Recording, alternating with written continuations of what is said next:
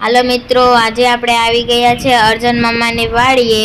તો આ છે મિત્રો વાડીનો નજારો। વાડીએ મલક બધી ગાયો અને ભેંસો બાંધેલી છે।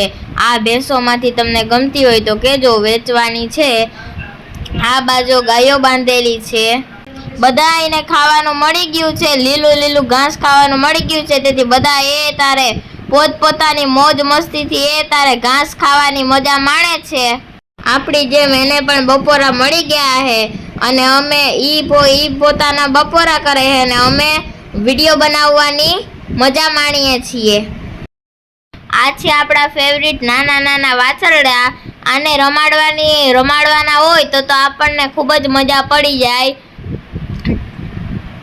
જો મિત્રો, ઓલી બાજુ પણ એક નાનું વાછરડું બાંધેલું છે અને જો મિત્રો વયા બાંધેલા છે બળદ। બે બળદ છે।